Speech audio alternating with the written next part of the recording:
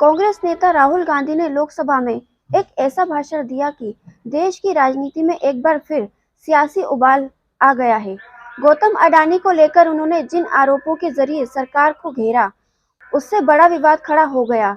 सरकार का दावा है कि राहुल ने बिना किसी सबूत के सिर्फ आरोप लगाने का काम किया है। दूसरी तरफ केंद्रीय मंत्री स्मृति ईरानी ने राहुल के खिलाफ मोर्चा भी खोला है।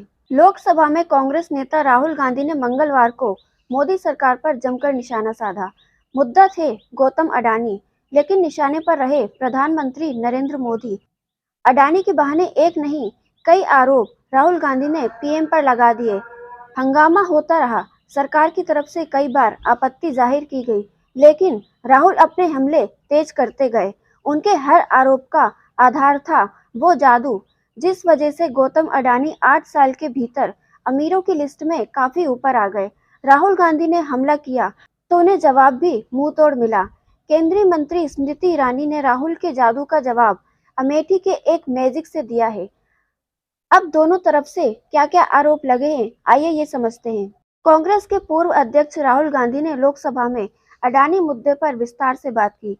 उन्होंने अपने संबोधन में इस बात पर जोर दिया है कि गौतम अडानी को नरेंद्र मोदी का पूरा साथ मिला और उसी वजह से वो इतनी तरक्की कर पाए। हर बड़ा प्रोजेक्ट उनके पाले में गया। राहुल ने अडानी की उस तरक्की को जादू बता दिया, ऐसा जादू जिस वजह से संपत्ति भी बढ़ती चली गई और एक के बाद एक कई प्रोजेक्ट उन्हीं की कंपनी को मिलते गए। राहुल ने सरकार पर कुल 4 आरोप लगाए हैं। तो दोस्तों, पहला आरोप है, जो कंपनी एयरपोर्ट बिजनेस में नहीं होती थी, उन्हें एयरपोर्ट का बिजनेस नहीं दिया जाता था। इस सरकार ने उस नियम को बदल दिया। अडानी के पास अभी 6 एयरपोर्ट हैं।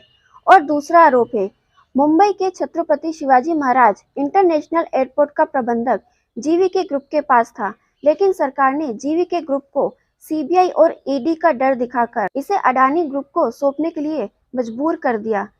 तो तीसरा आरोप है, ड्रोन बनाने का काम अडानी ने कभी किया ही नहीं, लेकिन पीएम इजराइल जाते हैं और वो ड्रोन बनाने का कॉन्ट्रैक्ट अडानी को दे दिया जाता है।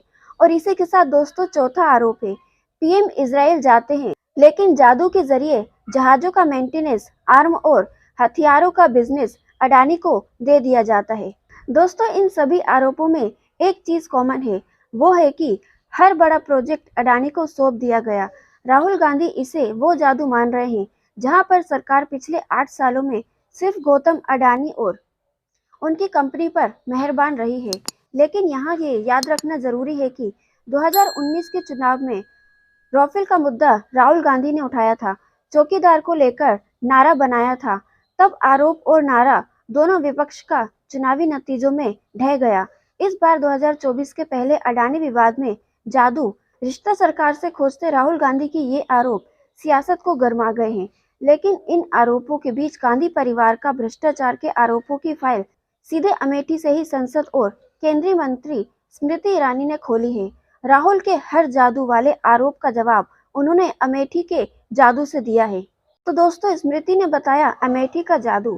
केंद्रीय मंत्री स्मृति ईरानी कहती है कि अमेठी में एक ट्रस्ट था, वहां पर कहा गया कि 40 एकड़ जमीन दे दो, हम एक मेडिकल कॉलेज बना देंगे। 40 एकड़ जमीन का 663 रुपए का रेंट, 30 साल तक अमेठी में गरीब नागरिकों को ये कई बार कहा गया कि आपके लिए मेडिकल कॉलेज खोल देंगे। तो कोई आज अमेठी गया तो जानेगा कि जहां कॉलेज खोलना था, वहां इस परिवार ने अपने लिए एक गेस्ट हाउस बनाया हुआ है।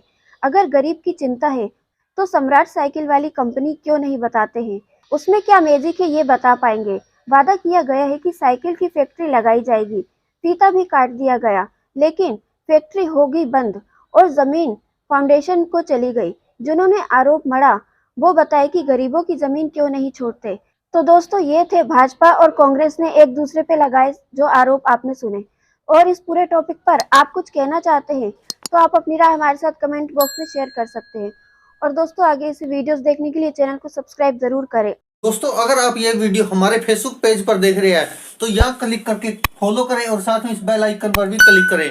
अगर दोस्तों आप ये हमारी वीडियो यूट्यूब चैनल पर देख रहे हैं तो कृपया करके इस लाल बटन पर क्लिक करके सब्सक्राइब करें और साथ में इस बेल आइकन पर भी क्लिक करें।